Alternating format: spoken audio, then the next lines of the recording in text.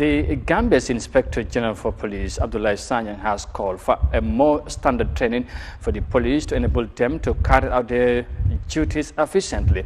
Now speaking at the inaugural ceremony of the 3 newly constructed police stations in Serekunda, Bundung and Bakode, IGP Sanyang also appealed to the Gambia government and development partners to invest in standard training for the force. Yahya Jammeh reports.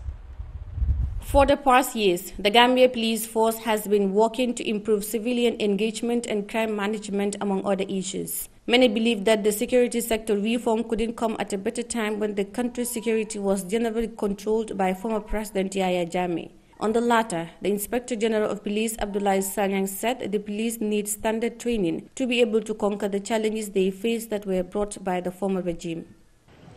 Excellency, dismissed ladies and gentlemen. We knew that the dictatorship had considerably undermined the policing standard and best practice, including selection and recruitment then. Fixing this multitude of challenges confronting the police force today has to start from the very foundation, otherwise we can never get it right. To be able to move forward gainfully and consolidate the reform objective in a sustainable manner, we have to provide standard and quality training to our workforce.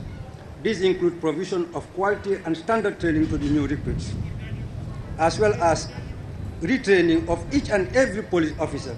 In that regard, we have given primacy to the establishment of a befitting training facilities among our strategic priorities.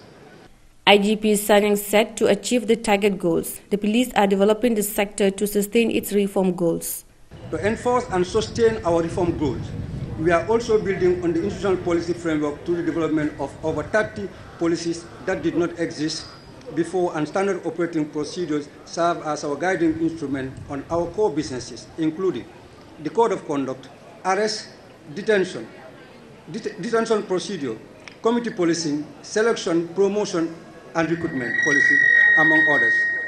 IGP Sanyang, however, called on the government and development partners to support the police in realizing these targets towards the enhancement of the Gambia Police Force.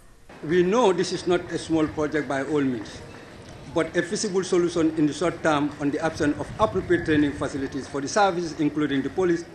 It will be worthy of a venture and indispensable to reform efforts. My management will not relent to achieving this goal, and I want to use this opportunity to call on the government and development partners for support in this endeavor. Without a training center, you cannot have better police officers. So therefore, the money that's going to be spent in that center, worth it.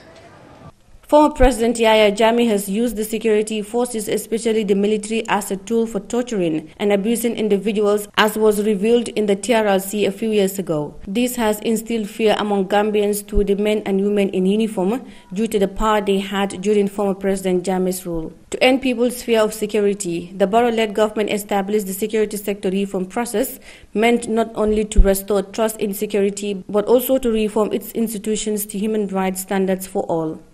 Reporting for Eyeafrica News, I am Yahya Jammeh.